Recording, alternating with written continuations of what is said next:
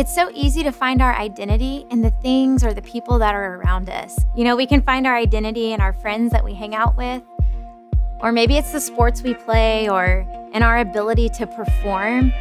Anything that we're really great at can easily become our identity. But the problem with that is that the minute that changes or it's taken away from us, we lose our identity. The Bible actually tells us that we're made in the image of God. We're made to love and to worship Him. And because God never changes, our identity is safe and secure in Him. And so we can worship Him from that truth today, knowing that we are who we are because of who Christ is. Worshiping God isn't what we do. It's a part of who we are. So let's worship Him today, knowing that we know who we are because of who Christ is.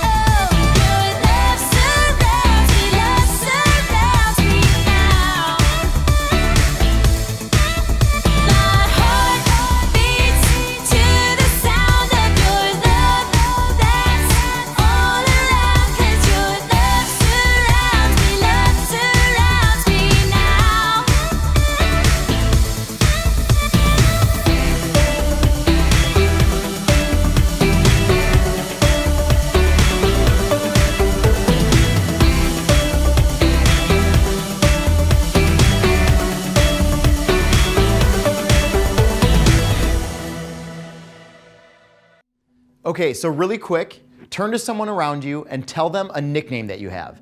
Now, this could be a nickname that you got growing up from your parents or a nickname that your friends gave you, but really quick, turn to the people around you, one person, tell them a nickname you have. Okay, everybody up here? Everybody back up here? All right.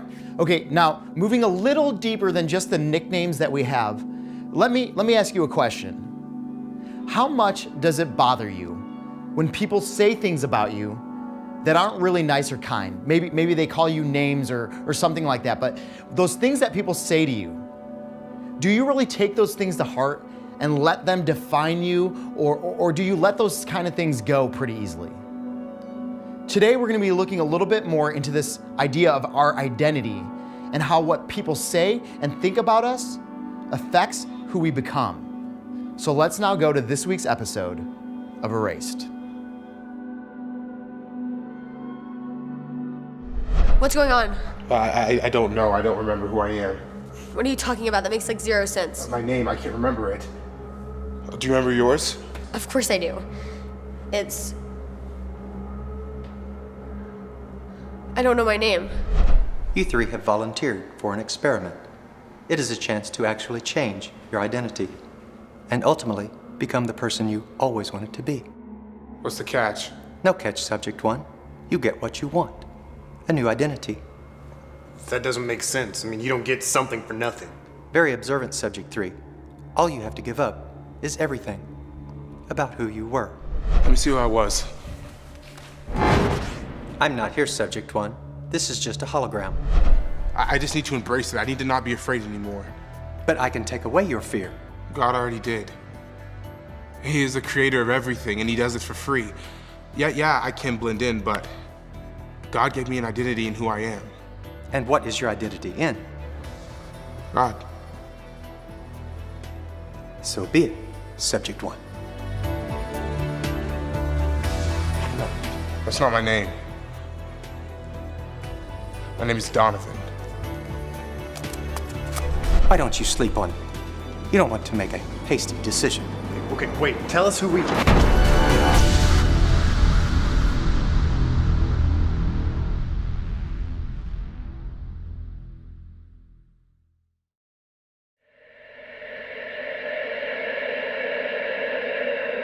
Three students are given the chance to change who they are.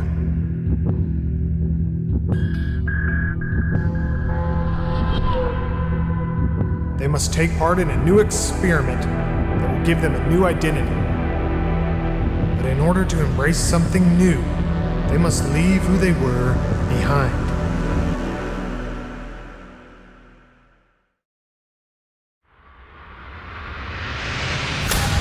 Rise and shine, everyone. Morning, Dr. Frost. I see you're feeling better, subject one. I told you my name is Donovan, and I've never felt this good. I've embraced my true identity. What are you still doing here then? I'm not leaving. I'm gonna make sure Dr. Frost doesn't force you to change your identity. I am confident once you see the happiness of the other subjects, you'll change your mind. Not gonna happen. Let the day begin. He makes everything sound really creepy. I'm not creepy, subject two. I'm on your side. I'm here to help. How? To give you the identity you want. Look at this. Here's your first gift. A little blast from your past. When did I take these? This is the smartphone feed. Why do you have so many selfies? Yeah, that's a lot. I don't know. It makes it seem weird when you put it up like this. You like yourself a lot. Come on, look at that sweater. I know how to put together an outfit. Hey, you okay? Yeah, I'm fine. I'm just starting to remember something. It's foggy, but I'm remembering. That's great. Do you know your name? Actually, wait. I think I do. You're fighting too hard. Let's look at what you're trying so hard to keep. She needs Did you glasses. even look Her in the taste is mirror? off-road. Better luck next time. I don't want to see any more. But there's so many. Don't you want to know what people think? I'm not sure. But you do. I'm tired of being teased. They make fun of me all the time. I want to be popular. I want to be trendy. I want to be the one that everyone wants to be like. Can you do that? Imagine a world where you will never get a bad comment again, where you will always know exactly what to wear and what people expect you to be. That's impossible. Not at all. All she needs to do is upload her identity, and she can be the trendiest girl on the planet. That's a bold promise. It's a fact. You chose not to do it, subject 1. Because I discovered something better. I know where my identity comes from, and an identity in God is better than anything people say. That's great for you, subject 1, but don't spoil it for those who want to change. You aren't falling for this, are you? I don't know, it sounds really good. He's lying. Just because you decided to walk away, don't ruin it for us, okay? Subject 3 is correct. This is a very good thing. He's lying to you. You don't want to give up who you are. But I hate who I You am. don't even know who you are. I know they tease me all the time. They say I don't have a sense of style. I'm a dork. Who's they? My friends. Well, I think if people put you down, then they aren't your friends. They aren't her friends yet. But once she takes on her new identity, people will be lining up to be like her. That's just stupid and a horrible way to make friends. Hey, let her do her thing. Subject 2, look at this. Why? I want to show you something. He's just trying to distract you, keep you from being who you truly are. Popularity won't help. You're just finding your identity in what people say. But if enough people say it, doesn't that make it true? Just because they say it doesn't mean that it's true. Don't you hear what they're saying, subject 1? You are the one who is wrong. I don't have to find my identity in what people say. But I do. Listen, I know you don't know me, but just trust me, okay? How do you think you look? Do you like it? I don't know. Come on, just go with your gut feeling. What do you think? I like it. It's different. Keep looking. What do you see? I see a girl who isn't afraid to be different. But what do other people say? No, don't. It's part of the process. People say you aren't cool. I guess you aren't cool. Hey, I like it. You know, you're not afraid to be yourself. But I am afraid. Just upload your old identity and you'll get one that won't ever be afraid again. No one will make fun of you. You'll set the trend. Will I still be unique? Not exactly. You'll always know exactly what is in and popular and dress that way. So I'll lose what makes me me. Everything I do will just be based on if it's popular. Well, it's based on what people say is cool. And right now, they say you aren't. These comments can't be true. But it's out there for everyone to see. It's only true if you believe it to be true.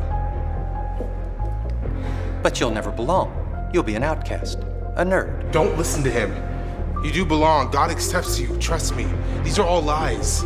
Let me show you what you're leaving behind. You're a dork, nerd, weird. Do you really want to hear that over and over again? I'm not sure. Let me show you what you can have. That dress looks great. I never would have bought it until I saw you wearing it. Look, I already have 500 likes and I don't even know these people. Why does that matter? A bunch of strangers like me. That's awesome. See the influence you can have? You can be very popular. Guys, I know who I am. I have a killer style and people love it. It doesn't matter. I know the truth now, and God sees you. And He loves you, and that means that you mean something. I would risk everything on that one promise.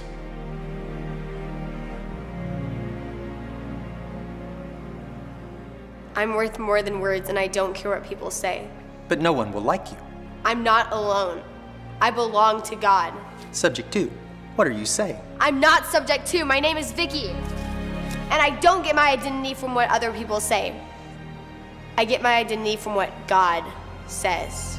You are giving up so much. I could have made you something. I am something. You're glitching the system. Your chance now, subject 3. Show them their mistake. We're only getting stronger.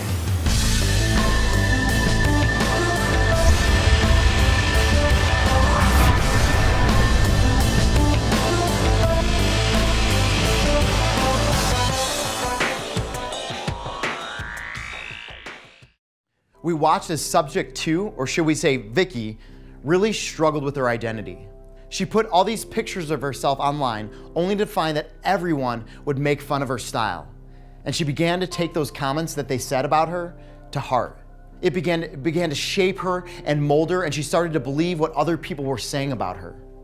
So let's take her situation and let's flip it around. What do people say about you or to you? Do those things ever hurt you or make you feel insecure? Do you start to believe those things that people say about you? Well, here's a funny story that I'm gonna tell you. And I don't tell a lot of people this story because it's a little embarrassing for me, so you should feel really privileged that I'm sharing this with you. But I remember one time I was walking down the street with some of my college roommates, and walking past us from the other direction was this group of girls. And I'm not gonna lie to you, some of them were pretty cute, you know? So this one girl, as they're walking past, she points out to me and she says this, she goes, "Hey you," and I'm looking around like, she talking to me? And she points out and she says, "Hey you, you're cute." And I'm like, all right, yeah, this girl's totally into me, you know what I'm saying? But then she says something else. She says, "You're cute," and then she pauses, "but you're really short." And I'm like, burn, shut down. There were so many things I just wanted to say, but I just didn't. Now, in that moment, I could have easily taken to heart the things that she said about me, that I'm short. I could have let it define me and create this identity inside of me, an identity that says that I'm just not good enough or that I don't measure up literally. Or I could know that I'm not defined by what people say about me, that my identity isn't in what a girl thought of me or anyone else for that matter. I could know that it's not about what people say and think I am. It's actually about who God says and thinks I am. Ephesians 1:5 says, God decided in advance to adopt us into his own family by bringing us to himself through Jesus Christ. This is what he wanted to do, and it gave him great pleasure. That verse paints such an awesome picture of what God thinks of us and our relationship to him. It says that we're part of his family, his perfect and loving family, and it brings him so much pleasure to be so close to us. And because of that relationship with God, we can know that we're loved, that we have worth, that we're valued, that we're accepted, that we belong to him, that you belong to God. You don't need to put your identity in what people say about you or think about you. Don't let those things that people say or think make you feel insecure or like you're not good enough. Put your worth and identity in God and know that in him you are way more than what others say and think you are. Let what God says and thinks you are define who you become. And my prayer is that you will be confident in that. So subject 2, or Vicky, as she's originally called, was always being teased and made fun of, right? People would call her all kinds of names and make her feel bad about who she was. She loved the style that she had, right? But she wanted to be the most popular and wanted everyone to be like her. But people kept teasing her and they were making fun of her. So she learned about who she was before she lost her memory, and she didn't like the person that she was.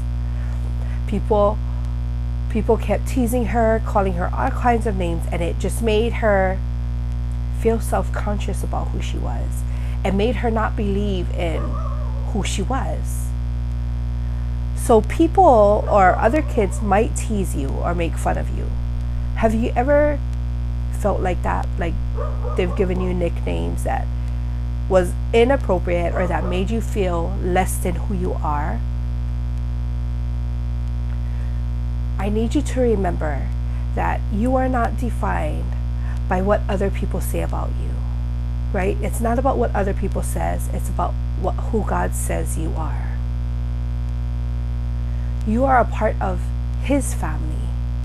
You are loved, valued, and accepted. Let who God says who you are define you. So don't stop who God has made you to be. Don't let others' opinions about you change who you know who you are. Don't be afraid of who you are. God created us and he knows who we are.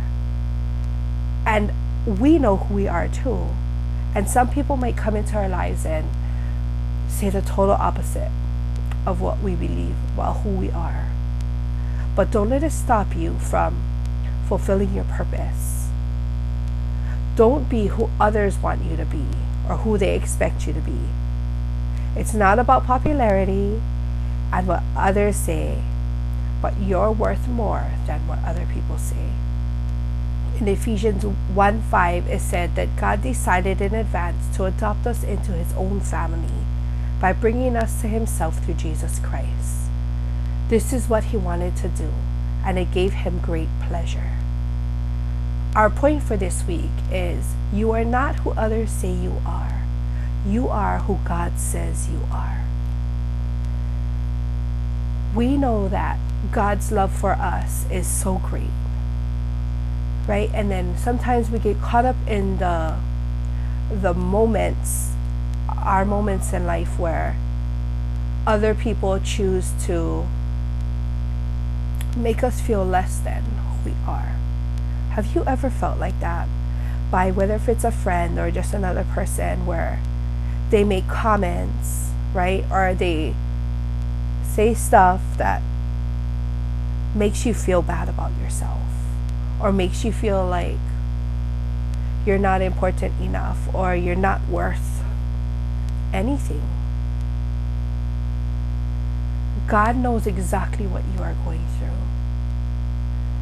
And sometimes these people in our life make us think like, oh, I'm not meant to be a worship leader, or I'm not meant to be a pastor, or I'm not good enough to go tell other people about who God is.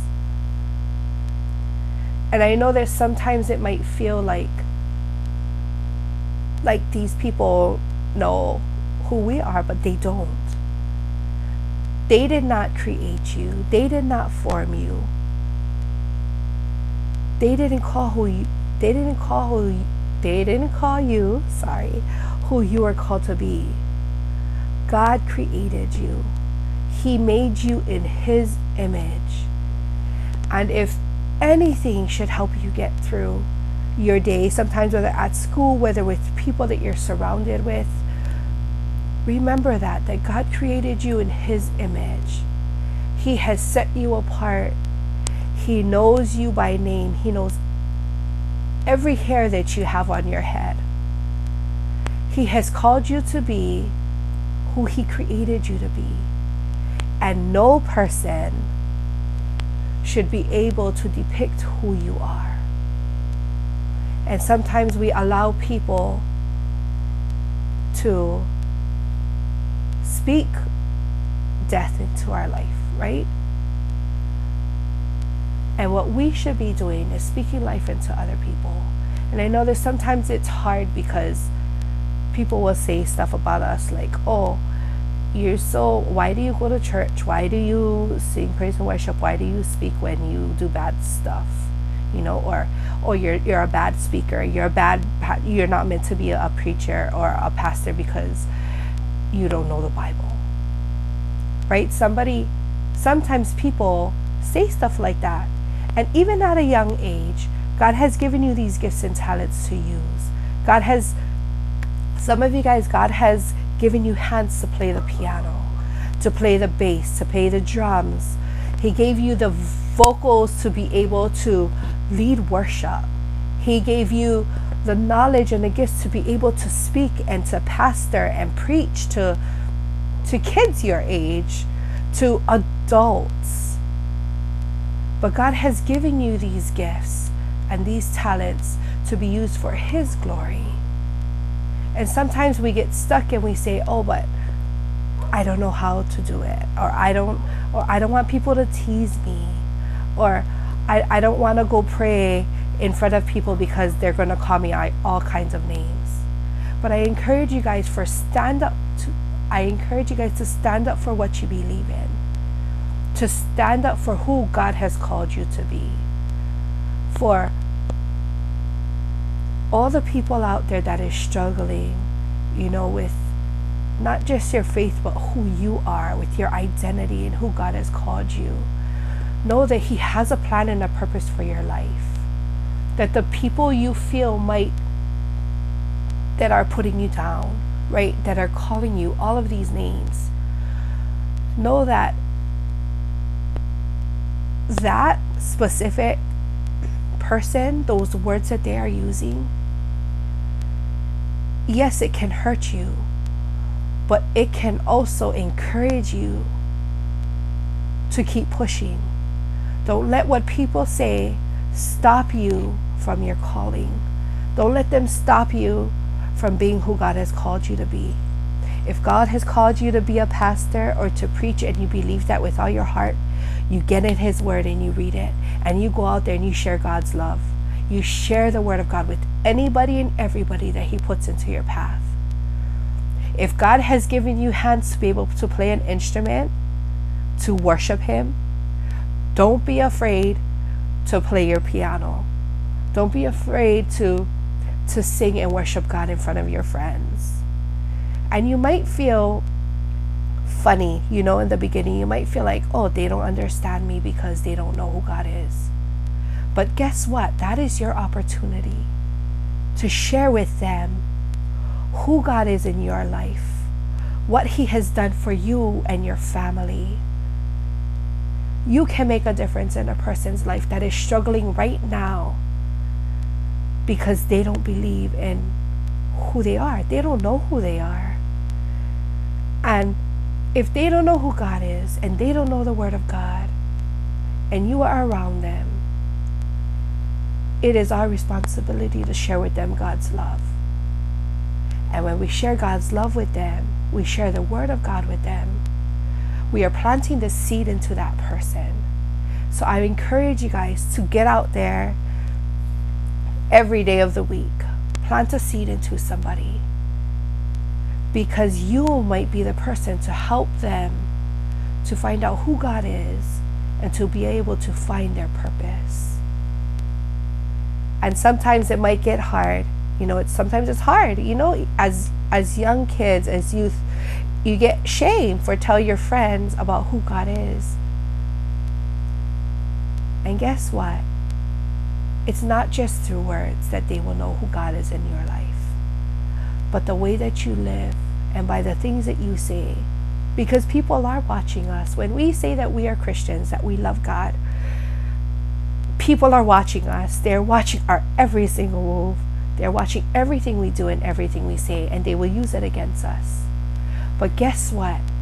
There's people out there that is watching our lives that will know who God is because of the way we speak, because of the way that we serve, because of the way that we worship God, and because of the way that we love Him. And it's only when we know who we are that we know who God is, because He created us in His image. So don't forget who God has called you to be. Don't stop pursuing your purpose.